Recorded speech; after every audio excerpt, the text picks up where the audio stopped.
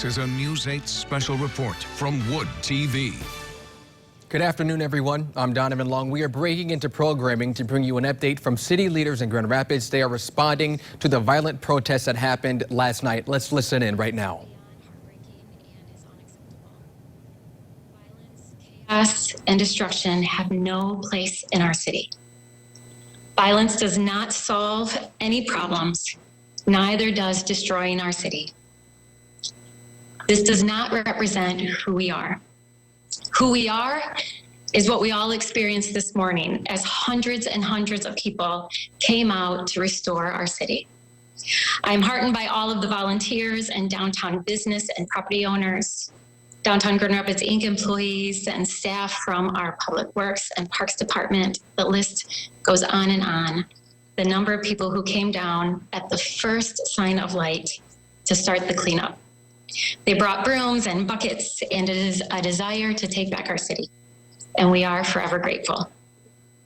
This is the Grand Rapids. This is our Grand Rapids, and a testament to the countless people who love this community and call Grand Rapids home. Last night, we collectively shared disbelief in the escalation of violence and damage that was done.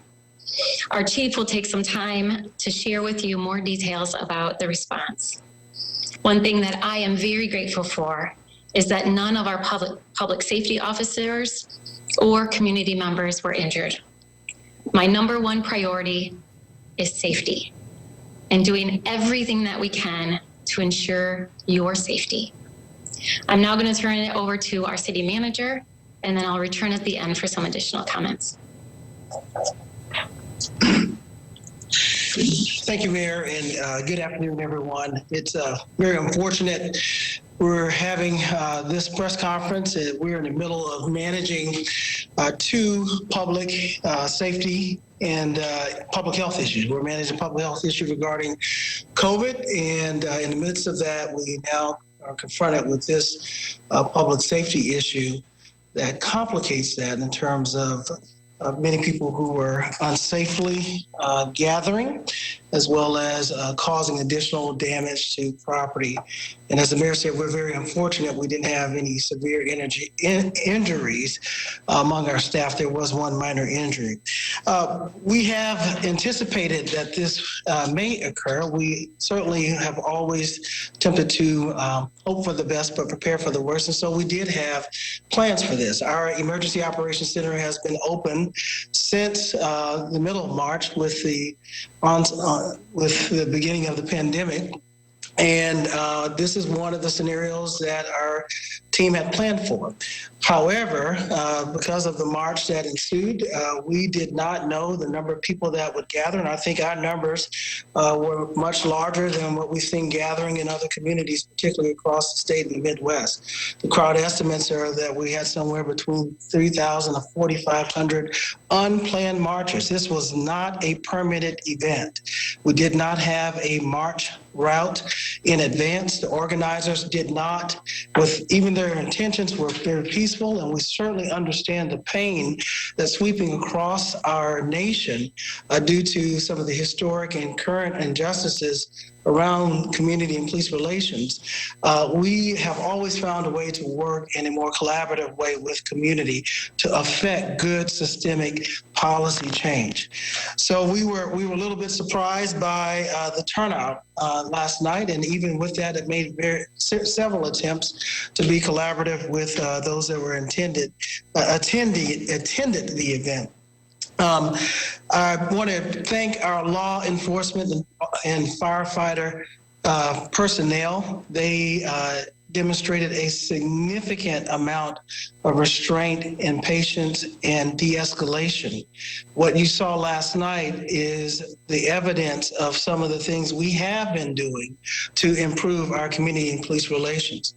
However, given the significant amount of damage and the potential for harm to people, the police department will be escalating its use of its response in tonight. I want to make sure, can everyone hear? I see some nods that we're having technical problems.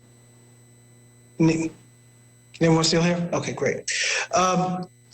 So again, We have been talking about increasing our response for tonight, making adjustments, and I want to thank all of the agencies who collaborated. We did have additional agencies from the area, local law enforcement from Wyoming, as well as the state police and many others who were collaborating. You'll hear that report from the chief. Again, my appreciation to our public safety officers for the work that they've done during this event. I do want to caution those who are attempting to continue to raise their voices. There are better ways to do that. We have a planned city commission meeting that is scheduled on June the 2nd, in which you can sign up for public comment, share your concerns, as well as send your comments in writing. That is the way that we effectually affect policy here. I've heard from several business owners today as we've gone through our community about making sure their places of business are safe and that though their employees and others are safe, and you will hear that as a priority today. We are determined to not allow what happened last night to occur again. We are going to do everything in our possibility to gain more resources and to escalate our response to make sure that this does not continue to happen in our community. With that, I want to ask now our police chief, Chief Payne, to come and give us a situational update and tell us more about some of the increased policing plans that we have for this evening. Chief? Thank you, Mr. Washington, City Manager, Mayor. Public safety is our top priority, and we are committed to keeping everyone safe.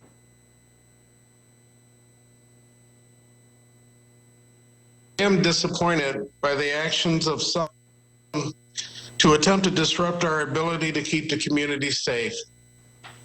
There were arrests made last night, and we will make more if necessary. It is our commitment to protect life and make sure the entire community is safe. We are using all of our tools to identify those responsible for last night's violence, and we plan to put their faces out on social media and in the media, and we ask for the community to help us identify those that were responsible. This is something we can get through together, and we will continue to work with the community. And I must say, a lot of people came down, as mentioned by the mayor, and assisted in the cleanup. That's really what Grand Rapids is about. And now Chief Lehman will add some comments.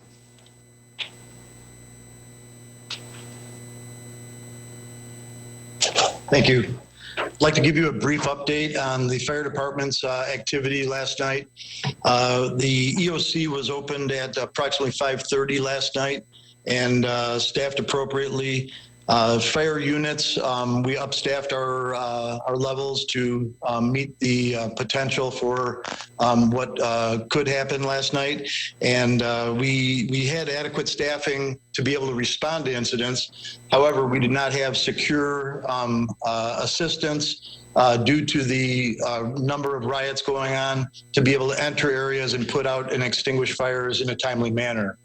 And so therefore we had several dumpster fires that were in close proximity to buildings, creating a need for a potential for spread. We did have some significant damage to the Sanchez Bistro building as a result of a dumpster fire that was not able to be put out in time.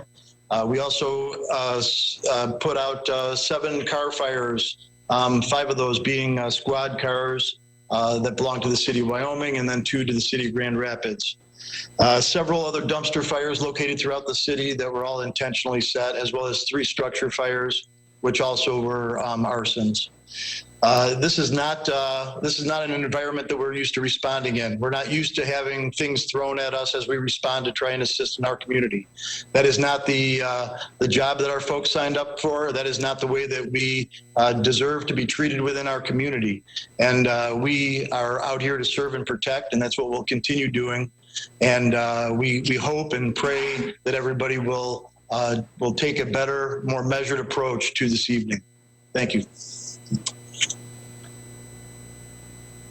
Thank you, Chief. I do want to again thank many of our partners who gave us additional resources in addition to the resources we have from the police department, fire department, the city of Wyoming, Kent County, and sheriff's office, and their staff were big help, as well as Ottawa County and again the Michigan State Police. Again, I can't express enough how what happened last night is totally unacceptable and will not be tolerated.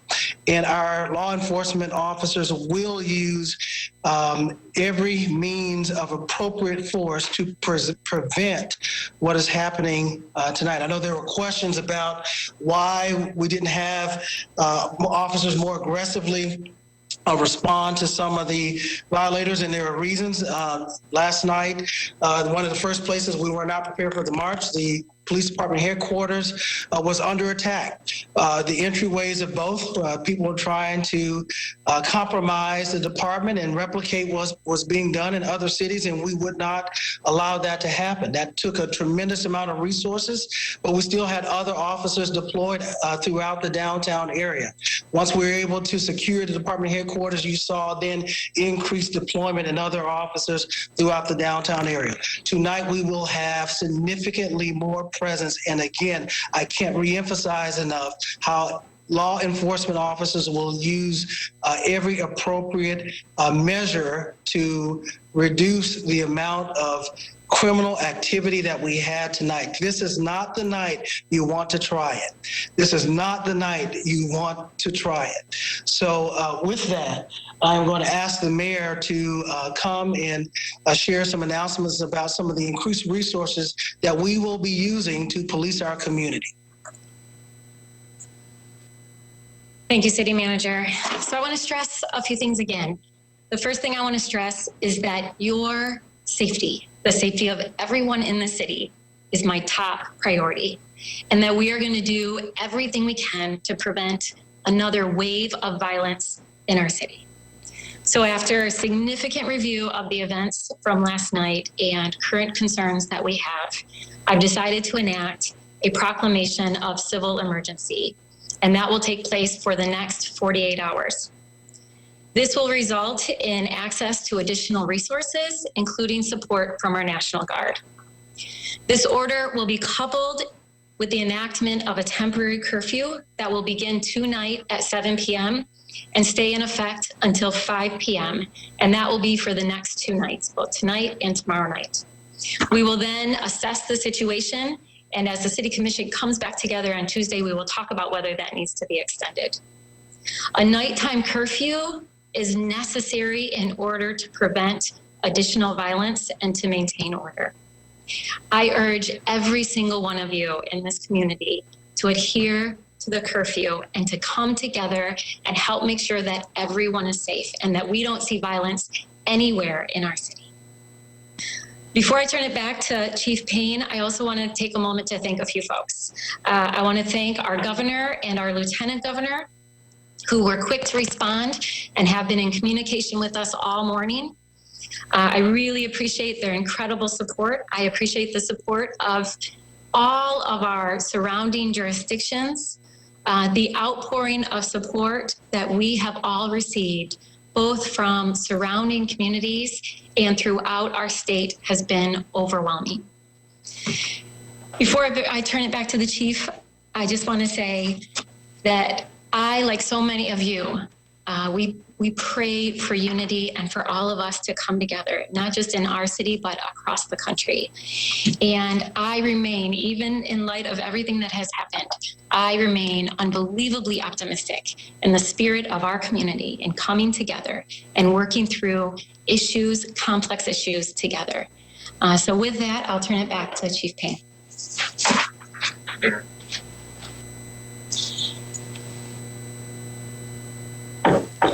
The emergency order covers the curfew. The Grand Rapids Police Department is committed and we're able to enforce the curfew. So as the mayor asked, please, we're asking the community to cooperate. We have the ability to enforce it, and we will. We will not have a repeat of last night if we can. We'll use what's necessary to prevent what occurred last night. This curfew is just another tool that we'll have along with other resources to ensure the safety of the community. My number one priority is keeping the community safe. And it was evident last night that it was the injury that potentially could have happened did not occur. There was potential for injury to officers and to community members. So a lot of restraint was used.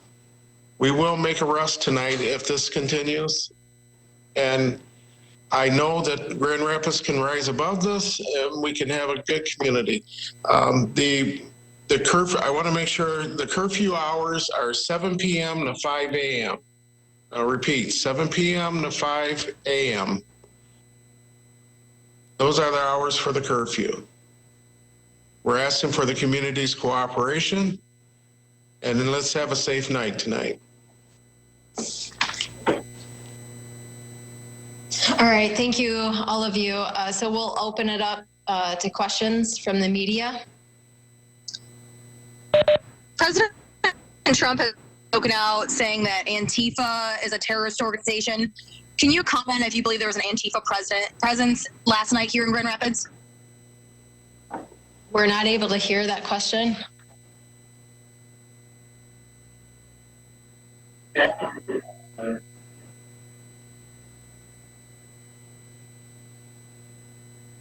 Sure, I'll ask Chief to respond to that.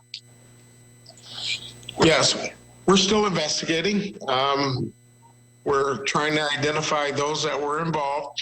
In fact, there were arrests made, and we have identified others from pictures that were sent to us. But what I know so far is that there were people that were not local that were involved in the activity.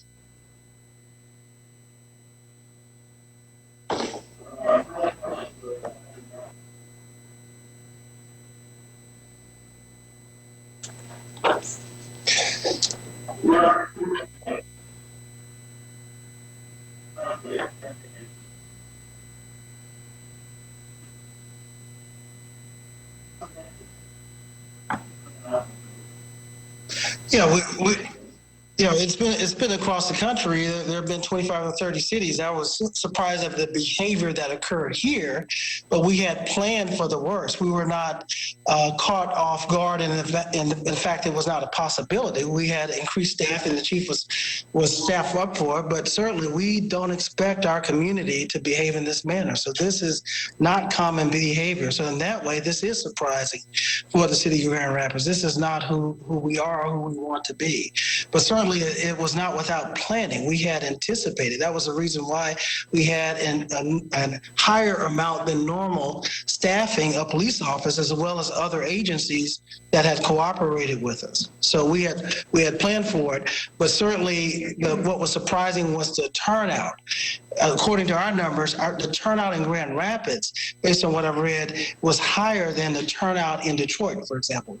Our crowd estimates, again, was somewhere between 3,000 and 4,500 attendees. I've not seen that turnout at rallies here in the state of Michigan. That may have been the highest of all the rallies. But you have that data and you can confirm that. Chief Payne or anyone comment on how the curfew will be enforced?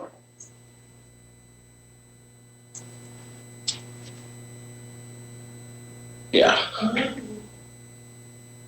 Yes. I'm going to ask City Attorney Anita Hitchcock to address that. Hello, as was stated, the curfew starts at 7 p.m. to 5 a.m.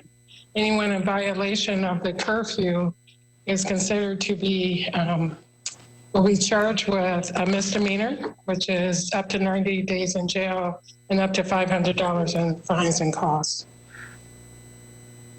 Does that answer your question? And I should say that we have a Q&A that we've drafted, and that'll be online as well as the order.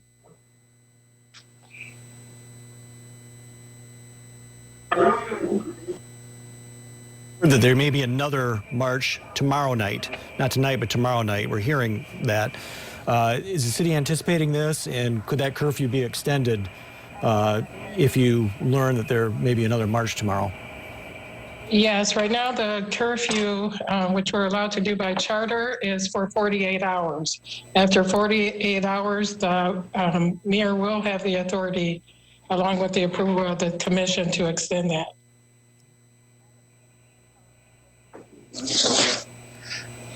Thank you, City Attorney. I also want to add, again, one of the things that you've heard our commitment to us to increase resources. So we are thankful to the governor in the state for allowing the resourcing of our community with the National Guard.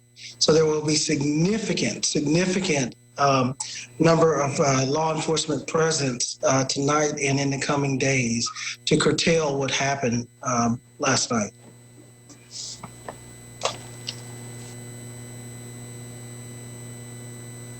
Are there any other questions? Say that again, Joe? Any estimate on the cost of the damage and all of that yet? Yeah, we're still working through that. Obviously, we've been very much in response mode, and so we are just starting the assessment stage. Can you tell me how many people were arrested and where they're from? Sure, I'll ask. Here or elsewhere? Sure. We made 7 physical arrests last night. I do not have the information on where they're from. There's some information we have that people were from out of town, but of the people who were arrested, there were 7. We can get the information on where they were from at a later time. Any idea how many, what the percentage might be of people you think were from out of town? Yeah. Well, we don't know. We are investigating, and we're still looking to identify more people that we have pictures of.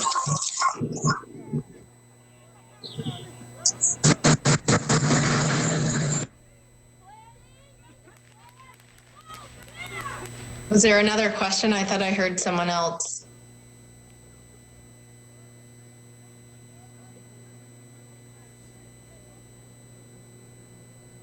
Okay, hearing none.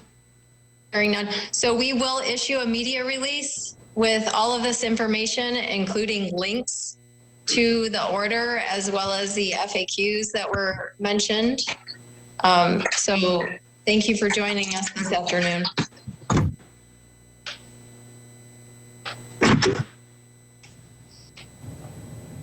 Well, if you were just now joining us, city leaders were making some big announcements following the violent riot that took place last night in Grand Rapids. I do want to itemize some of those changes that we will see over the next 48 hours. According to Mayor Bliss, she says she enacted a civil emergency for the next 48 hours, and that means she will also enact a curfew for the city. It starts at 7 p.m. and will end at 5 a.m.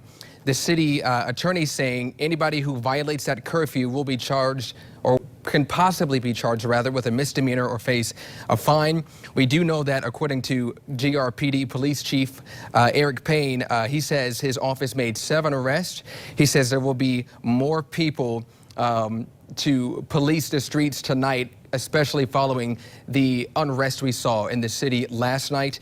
We do know that the city manager telling us that he did not expect to see the number of people to participate in the protest that participated last night. He's calling it a bigger turnout than we've even seen in Detroit. So that's very telling. It just goes to show you how many people were involved in this protest last night. Lastly, again, the city leaders saying there will be a heightened police presence and that they will arrest anybody if they need to and if the situation warrants that type of reaction. But all of them did agree on the fact that so many people are coming together to restore what was tarnished or what was destroyed last night. That's where we're going to turn to find Lindsay McColmo. She is downtown right now, where so many people are coming together to make a difference in this community. Lindsay, what are you learning on the ground there?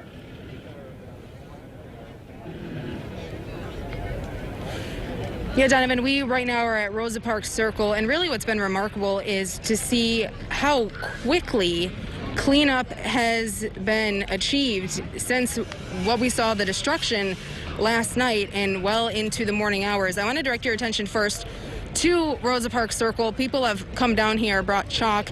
They're writing empowering messages that say stand together against racism with respect. Black Lives Matter. We're seeing that, Grand Rapids strong messaging as well there. And I also want to show you across the street, in terms of the amount of cleanup that has already happened, we know all of these windows, unfortunately, at these storefronts, these restaurants here on Monroe Center. We're making our way across Monroe Center right now. These windows were shattered last night, and all of them have already been able to be boarded up. So it's pretty remarkable to see. We know that if you were watching on Daybreak this morning, even following along on our website and on social media, people were down here at the crack of dawn with their own brooms, with their own cleaning supplies. We've seen some construction and contractor companies bring in their own supplies as well to help board up these businesses in order to restore that peace that we saw last night when everything first started. Last night when this first unfolded, this was a very peaceful demonstration. Around 9 p.m., things took a turn. We know people who were not here to be peaceful ended up being destructive to property, to buildings, stealing things from businesses that unfortunately have already been dealing with the pandemic. This is an ATM that was shattered here on Monroe Center. We're approaching Pearl right now. We're going to make our way across, and I want to go around to Kilwins. We know we spoke with them earlier this morning. They dealt with a lot of damage. They have since been boarded up as well. There are also some people still cleaning the building here from that graffiti. I'm going to make my way over. This looks like a family. I'm going to ask if they're willing to speak with us right now. Hi, guys. My name's Lindsay. I work for Wood TV. We're doing an update right now on TV. I'm hoping you can explain a little bit about why you wanted to come down here today and help clean up. Oh, well, we woke up this morning and had a friend who called us and said, hey, did you hear about the riots in Grand Rapids? And we're like, oh, no, we didn't. So he said, I'm thinking about getting a couple of people together maybe and coming downtown. And then we started watching some stuff on the internet and figuring out what had happened, and we just wanted to come down here and help out and share a little of God's love with everyone else as everyone is down here helping out and do something good, Are these your children? These are, yeah. Okay. Tell me about the lesson you're teaching them today by doing this. Well, what we want them to know is that even when bad things happen, there is some good in it, and that we can be a part of that. And so that's why we wanted to bring them down here. And is this all stuff you brought from home, your own cleaning supplies? We stopped at Home Depot on the way. Okay. And they were clean out of, graffiti remover, so we had to get some paint remover. Okay. We did the best we could because they've been sold out, but yeah. Okay. Well, I know everyone really appreciates you being down here and helping with the cleanup efforts. Thank you. Yeah, thank you. We're going to make our way back up. I want to continue up Monroe Center, back up past Rosa Parks Circle. There's also a lot of people out here today who are giving out food. We have been approached several times by people who are just here to say, hey, I brought packs of water, I brought some chips. People have been handing out energy bars. We've seen some local restaurants who, despite, as we know, being unfortunately dealt a very difficult hand with this pandemic, with this shutdown, they have packed up food and brought food. So we're going to cross the street here And I want to show you the table that's set up. We know Beltline Bar came out here to help as well, to feed those who, again, are just down here to try to help, to try to bring good out of, such devastation that we saw last night. Images that we know were just so emotional for people to watch, knowing that the purpose and the message behind the initial demonstration was one that's an important conversation to have, that was not the purpose of destroying and being destructive to businesses that are already dealing with so much with this shutdown. I also want to direct your attention really quickly to our downtown studio. Thankfully, I actually don't know who's working on it. We certainly appreciate it, but the windows here were also shattered last night. They have since been boarded up as well. And that's really one thing that has been, just really striking about this entire situation, at least today, is seeing the amount of progress with boarding things up. You just saw the message there, #GRTogether, on the outside of our studio. And if you also look farther up Monroe Center, you will see that all of these storefronts, all of these restaurants are boarded up. And we have people who have been here for several hours helping to achieve that. We're seeing some boarding up here. This is the Grand Rapids Art Museum. This is their storefront, their museum store that we know unfortunately was shattered. Their windows were shattered last night. They also have unfortunately dealt with being shut down since mid-March. And that's one thing that is adding, I think, a lot of frustration and pain, given that Grand Rapids, like communities all across the country, unfortunately have been trying to come to grips with that local economic impact of the pandemic, of having to shut down and try to regroup. So we know that a lot of people are already asking how to help specific businesses. We touched base with the manager at Villa. That is the clothing store that was hit. It's kitty corner from Grand Rapids headquarters. Around 9 o'clock last night, that's really when things, in a sense, took a turn from that peaceful demonstration to something violent and to a riot, to people who were just trying to be destructive to property. He said that thankfully demonstrators got in the way of those who shattered their front entrance and kind of helped to minimize any potential impact on their storefront, which he says he's grateful for. So you'll hear more from him coming up on News 8 at 6 o'clock. He also said that he's not here to pass judgment on what unfolded. He's just here to regroup and, make things work from here on out.